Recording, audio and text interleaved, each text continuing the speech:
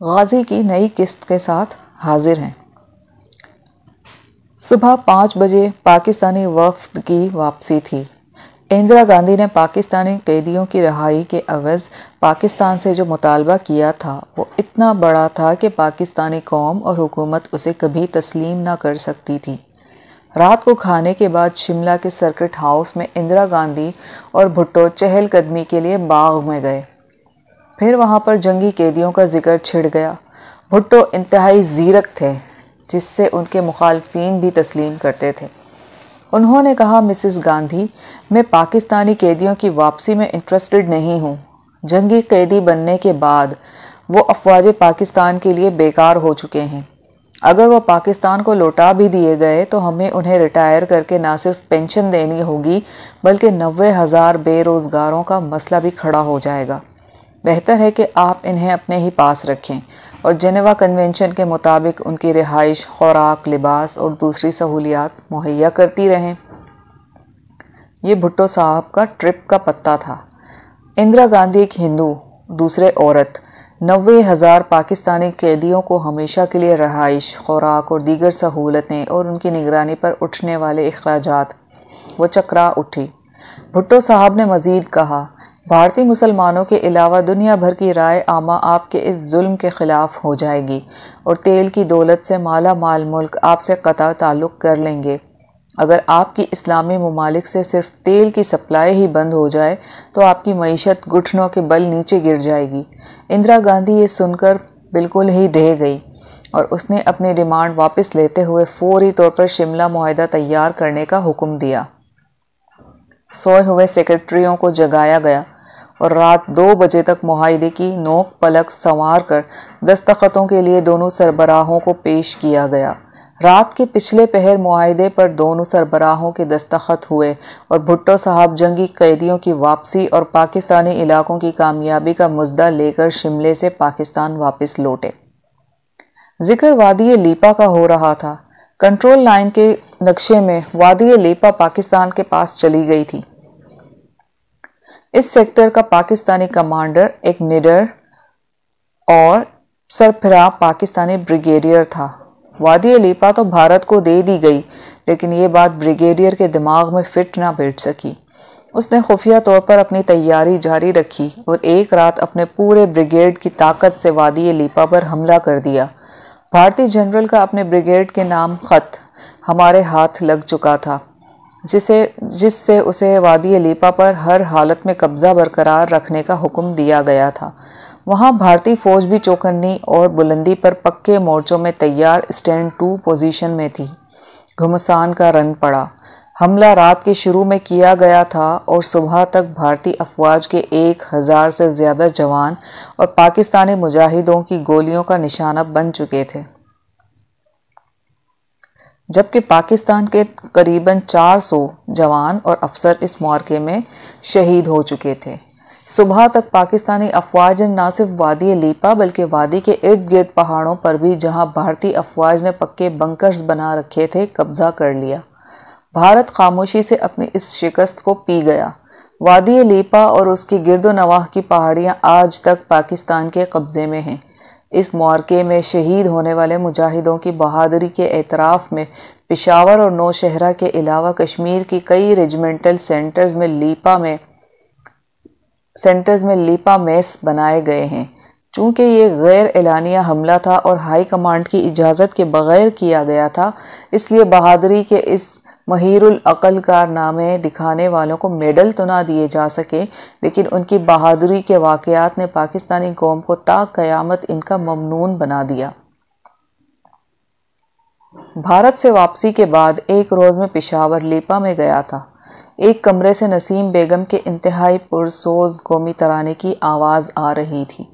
ए राहे हक के शहीदों, वफा की तस्वीरों, तुम्हें वतन की हवाएं सलाम कहती हैं। मैं दरवाज़ा खटखटाकर इस कमरे में दाखिल हो गया। एक कैप्टन ने रिकॉर्डेड प्लेयर पर यह रिकॉर्ड लगा रखा था। तारुफ के बाद उसने बताया कि लीपा पर अटैक के वक्त वो सेकंड लेफ्टिनेंट था। उसकी कंपनी एडवांस पोजीशन में थी। जब वो दुश्मन की हेवी मशीन गन्स की रेंज में पहुंची तो दुश्मन ने अचानक उन पर फायर खोल दिया। 137 नफरी की कंपनी में से सिर्फ 5 जिंदा बच सके, जिनमें से एक वो भी था।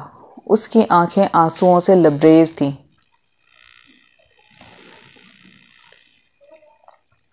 जनाब, आप यकीन नहीं कर सकेंगे कि हम किस बेजिगरी से लड़े। भारत के पक्के बैंकर वादी की पहाड़ियों और टीलों में बने हुए थे और इन्हें खामोश करने की हमें कोई सूरत नज़र न आती थी। हमारा एडवांस रुक चुका था और भारत को किसी लम्हे भी कुमक पहुंच सकती थी। हमारी कंपनी के चंद जवानों ने भारतीय बंकर्स को खामोश करने का बेड़ा उठाया और वो एक महफूज जगह से उन पहाड़ियों और टीलों पर पहुंच गए जिनमें भारतीय बंकर्स बने हुए थे।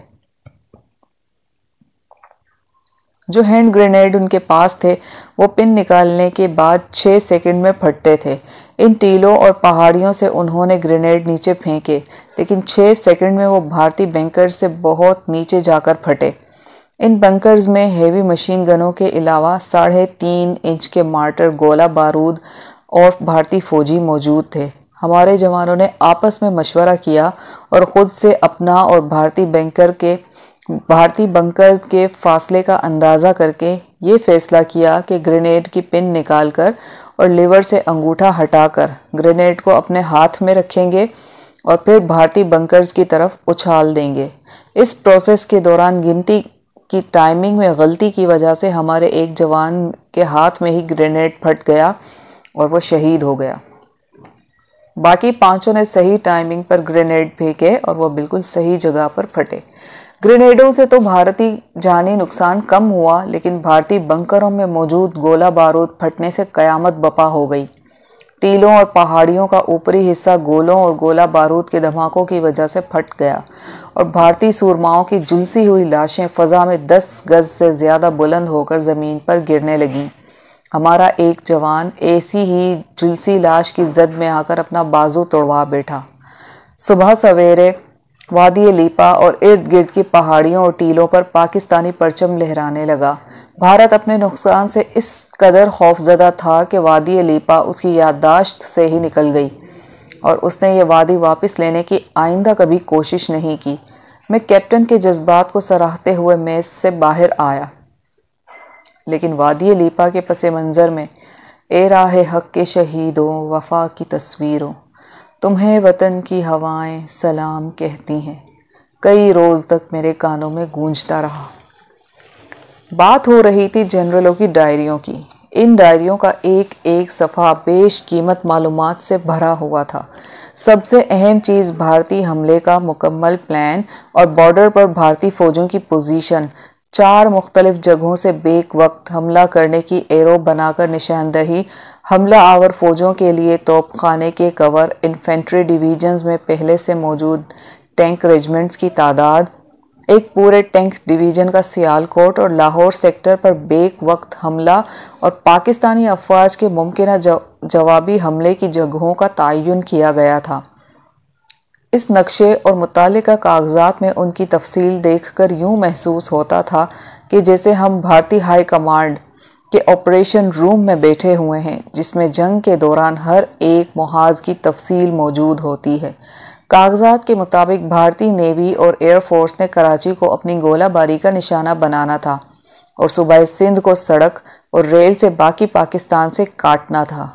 भारतीय बॉर्डर सिक्योरिटी फोर्स को बाकायदा अफवाज के साथ मिलकर हैदराबाद और कराची पर कब्जा करना था।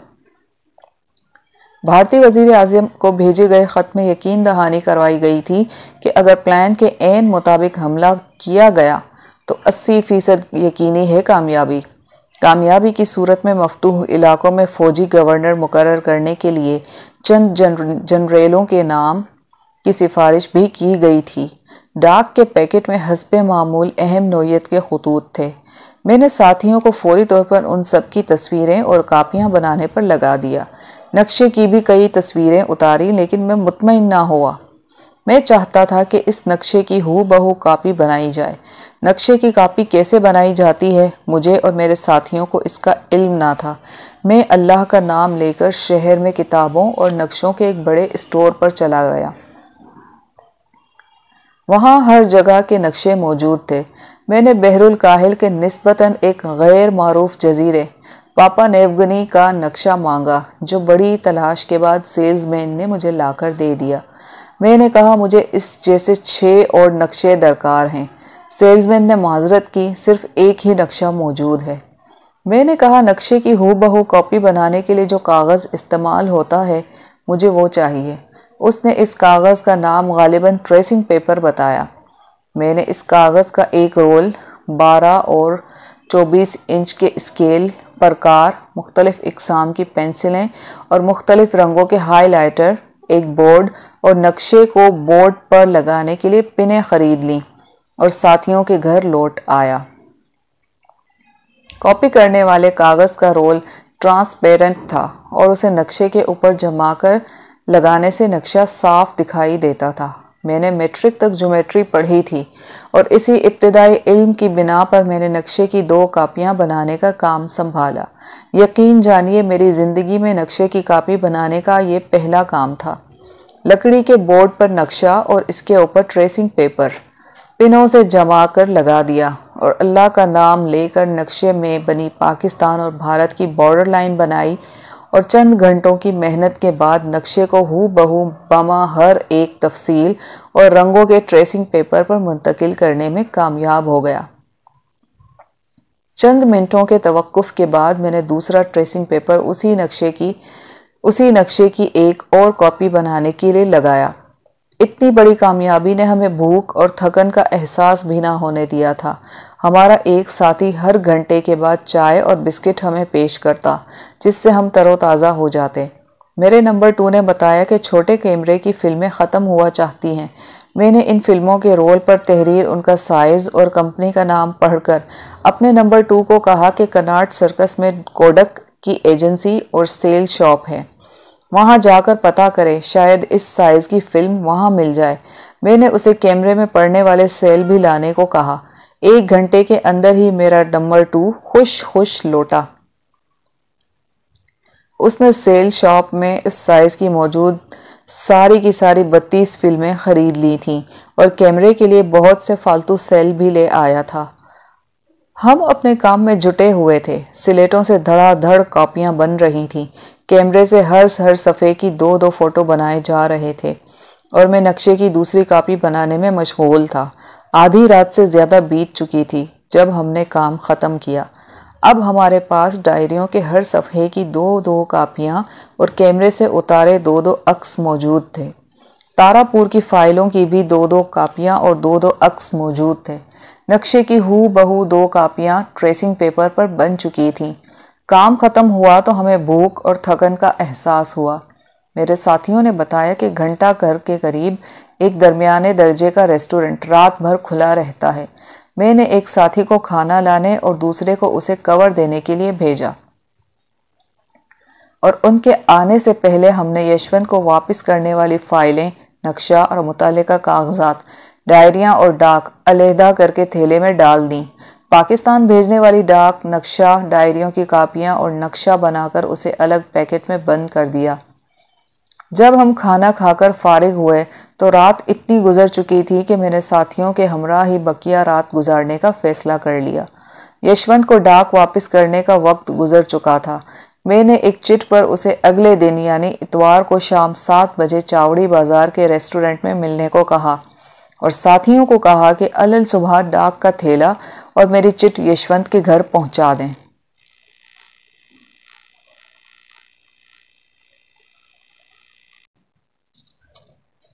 अगली सुबह जब मैं बेदार हुआ तो 8 बज चुके थे और मेरे साथी यशवंत को डाक का थैला देकर वापस आ चुके थे।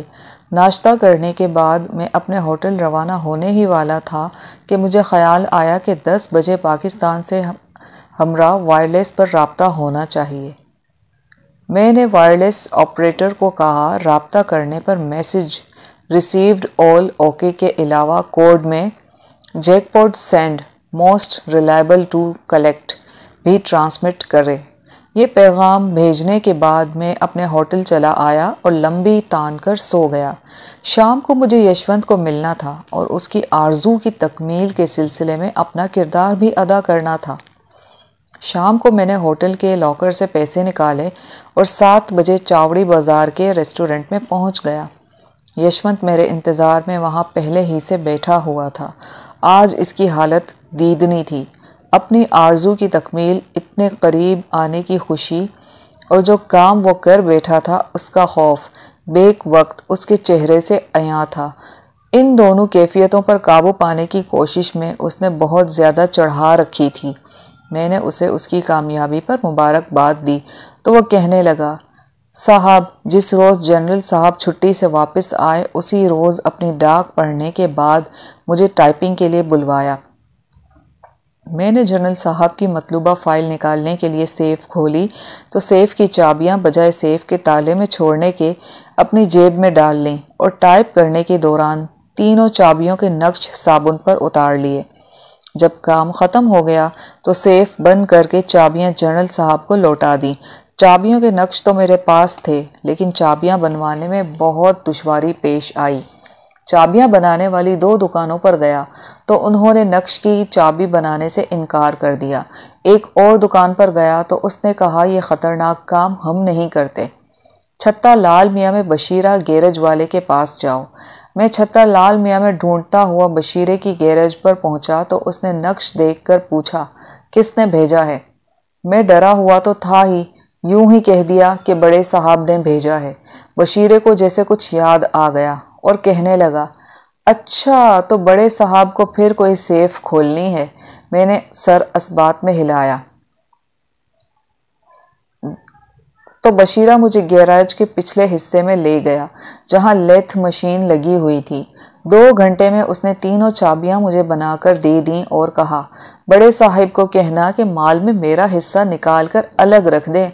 मैं किसी को भेजकर मंगवा लूँगा, खुद यहाँ ना आए, लोग शक करते हैं। मैं हैरान था। जिस बड़े साहब के मुगालते में बशीर ने चाबियां बनाकर दी, जब इन्हें पता चलेगा तो मालूम नहीं वो मेरा क्या सलूक करेंगे। चाबियां लेकर मैं भागम भाग इस इलाके से निकला और फैसला कर लिया कि आइंदा कभी छत्ता लाल मियाँ नहीं जाऊंगा। हफ्ते को काम का आधा दिन होता है। जनरल साहब के जाने के बाद भगवान का नाम लेकर उनके कमरे में गया। चाबियां बिल्कुल सही बनी थीं। सेफ खोलने में कोई दुश्वारी नहीं हुई और चंद मिनट में फाइलें, डायरियां, नक्शा और कागजात अपने थैले में डालकर कमरे से बाहर आ गया। अब एक मुश्किल बाकी है। कल सोमवार को मुझे जल्द दफ्तर जाकर जनरल साहब के आने से पहले सब चीज़ें सेफ में रखनी हैं। यशवंत ने ये सब तफसील अपनी बहादुरी दिखाने और मुझसे दाद पाने के लिए सुनाई थी। मैंने उसे भरपूर दाद दी और कहा, जब इतना मुश्किल मरहला तुमने खुश असलूबी से तय कर लिया तो बाकी भी आसानी से कर लोगे। मैं चाय पी रहा था और यशवंत को मेरी खामोशी खटक रही थी। कहने लगा, साहब, आपका काम तो मैंने सर हथेली पर रख कर पूरा कर दिया। अब वो शमी। इतना कहकर वो रुक गया और मेरी तरफ सवालिया नज़रों से देखने लगा। मैं खामोशी से उसकी इस उम्मीद व बेम की कैफियत से लुत्फ़ अंदोज़ हो रहा था।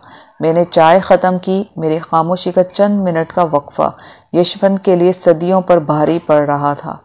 उसने मेरा बाजू थामकर मुल्तजियाना लहजे में कहा, साहब, आपने मेरी बात का जवाब नहीं दिया।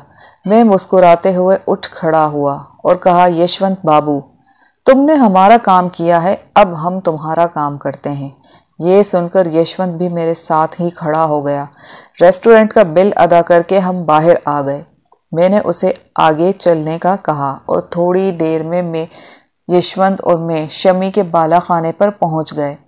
हमने शमी की माँ को पिछले कमरे में बुलवाया। यशवंत, जो शमी की माँ के सामने पहले भीगी बिल्ली बना रहा करता था, आज उसके अंदाज ही कुछ और थे और वो बढ़ बढ़कर बातें कर रहा था। काफ़ी देर तक वहाँ मामला तय होते रहे।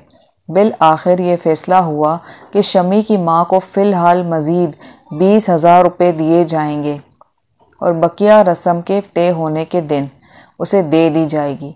मैंने 20,000 यशवंत को दिए और यशवंत ने वो फ़ौरन ही शमी की माँ को दे दिए। यशवंत ने मुतालबा किया कि आज महफिल के दौरान शमी की माँ तमाम तमाशबीनों के सामने इस रस्म का ऐलान करे। शमी की माँ को भला क्या एतराज़ था। मैंने यशवंत के मुतालबे पर 2,000 उसे दिए। यशवंत वहीं बैठ गया और मैं वापस चला आया। वापसी पर मैं ये सोच रहा था कि ज़र, ज़मीन और जन ही फसाद की जड़ हैं। मैंने एक लफ्ज़ वतन से गद्दारी भी फसाद के साथ शामिल कर लिया जाए तो बहुत मुनासिब होगा। अगले 2 रोज़ में बिल्कुल फारिग रहा।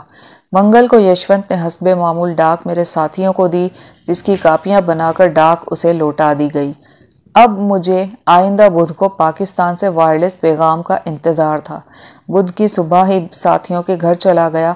मुकर्ररा वक्त पर वायरलेस सेट ऑन किया। राब्ता कायम होने पर पाकिस्तानी मैसेज मिला, जिसे डिकोड किया गया। मैसेज में कहा गया था कि आइंदा इतवार एक स्पेशल कोरियर, जिसे मैं जानता हूँ, अपने साथियों के हमराह मुझे सब्जी मंडी रेलवे स्टेशन पर 11 बजे मिलेगा।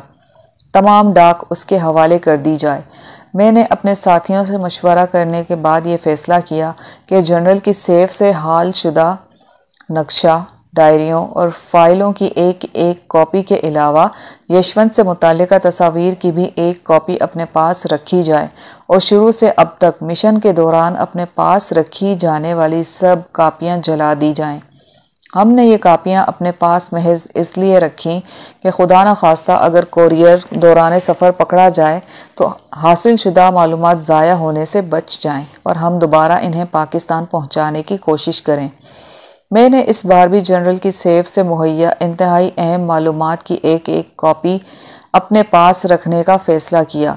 अगर इतवार को डाक ले जाने वाले स्पेशल कोरियर किसी मुश्किल से दो चार हो जाएं तो मालूमात का यह ख़जाना ज़ाया होने से बच जाए।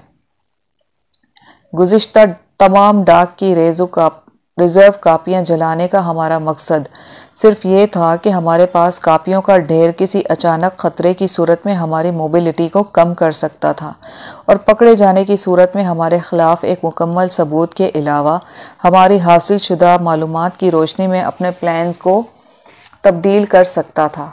ये फ़ैसला करने के बाद मैंने अपने साथियों को गुज़िश्ता तमाम कापियों को जलाकर ज़ाया करने का हुक्म दिया। शाम तक ये काम भी मुकम्मल हो गया। स्पेशल कोरियर की आमद तक मैंने साथियों को सब सरगर्मियाँ माँ सिवाय यशवंत से डाक लेने से मुअत्तल करने का कहा और अपने होटल वापस आया। यशवंत की रस्म की अदायगी आइंदा हफ्ते की शाम ठहरी थी। मैंने यशवंत को बकिया रकम भी दे दी। मेरे पास 2-3 रोज़ फरागत के थे। चांद की 14वीं तारीख भी 2 दिन बाद थी। मैंने ताजमहल आगरा देखने का प्रोग्राम बनाया और अगली सुबह आगरे के लिए ट्रेन पकड़ी। इंतहाई एहतियात और हाजिर दिमागी के बावजूद इस सफ़र के दौरान मुझसे एक गलती हो गई, जिसके मुतल्लिक मैं आज भी जब सोचता हूँ तो मुझे भी हंसी आ जाती है और अपनी गलती का मुतवक्का अंजाम सोचकर कांप उठता हूँ। रेल का सफ़र में हमेशा कोशिश करता था कि 3rd क्लास में ही करूँ। इसकी वजह यह थी कि रश की वजह से इस क्लास में हर कोई जगह बनाने और अपने सामान की फ़िक्र में मसरूफ़ रहता था और दूसरे मुसाफिरों की तरफ तवज्जो कम ही दे सकता था। मुझे डब्बे में खिड़की के साथ सिंगल सीट मिली। मेरे सामने की सिंगल सीट पर एक हिंदू ब्राह्मण माथे पर तिलक लगाए उल्टी धोती बांधे बैठा था। आगरा पहुंचने के करीब आधा घंटा कबल उस ब्राह्मण ने ढक्कन वाली पीतल की चमकती हुई गड़वी निकाली और हाथ की ओक में पानी उंडेलकर पीने लगा। मेरी प्यास भी अचानक जाग उठी। मैंने इस ब्राह्मण को कहा, महाराज अगर कष्ट ना हो तो मुझे भी जल दें पीने को। ब्राह्मण ने गड़वी मेरी तरफ बढ़ा दी। मैंने पानी अपने हाथ की ओक बनाकर पीना चाहा तो सारा पानी मेरे हाथ की उंगलियों के खला से नीचे बहने लगा। ब्राह्मण ने मुझे इस मुश्किल सूरत हाल में घिरा देखा और मुस्कुराकर कहा, महाशय आप गड़वी को मुंह लगाकर जल पी लें। मैंने गड़वी को मुंह लगाकर सैराब होकर पानी पिया और शुक्रिया के साथ गड़वी उसे वापस कर दी। मैं खिड़की से गुजरते हुए मनाजिर से लुत्फ़अंदोज़ हो ही रहा था कि अचानक कोयले का एक ज़र्रा मेरी नाक में घुस गया। भारत में अक्सर रेलवे इंजन कोयले से ही चलते हैं। मुझे छींक आई और बेइख्तियार मेरे मुंह से अल्हम्दुलिल्लाह निकला। ब्राह्मण ने मुझे घूर कर देखा और गुस्से भरी आवाज़ में पूछा, तुम मुसलमान हो? उसने अपनी गड़वी के नापाक हो जाने का गम और गुस्सा था। मुझे कुछ और ना सूझा। मैंने उसे सरगोशी में बताया, खामोश रहो, इस डब्बे में कुछ पाकिस्तानी जासूस सफ़र कर रहे हैं। सिर्फ इन्हें मुतवज्जा करने के लिए मैंने ये लफ्ज़ कहे हैं। मैं दिल्ली में IB का ऑफिसर हूँ और दिल्ली से ही इन्हें पहचानने की कोशिश में हूँ। ब्राह्मण हैरान व शशदर मुझे देखने लगा। मैंने अपने हवास पर काबू पाने की पूरी कोशिश की, लेकिन कुछ भी समझ नहीं आ रहा था। हम दोनों इसी कैफियत का शिकार थे कि गाड़ी की रफ्तार कम होने लगी। ये स्टेशन राजा की मंडी था, यानी आगरे का सिविल स्टेशन। अगला आगरा छावनी था। मैं डब्बे से बाहर आ गया। ताजमहल दूर ही से दिखाई दे रहा था। हालात के तहत मैंने ताजमहल की सैर का प्रोग्राम मुलतवी किया। चंद ही मिनटों में गाड़ी रवाना हो गई और मैं वापस दिल्ली जाने वाली गाड़ी के इंतज़ार में वेटिंग रूम में बैठ गया। वापसी के लिए मैंने सेकंड क्लास टिकट लिया और शाम ढलने से पहले दिल्ली पहुंच गया। वापसी के सफ़र के दौरान भी मैं परेशान रहा। दिल्ली पहुंचकर मैंने फैसला किया कि आगरा जाने और ताजमहल देखने का प्रोग्राम 2-3 माह के लिए भूल जाऊं। मुझे क्या खबर थी कि आइंदा चंद रोज़ में ही मेरे साथियों को एक हंगामी मिशन पूरा करने के लिए आगरा ही जाना पड़ेगा।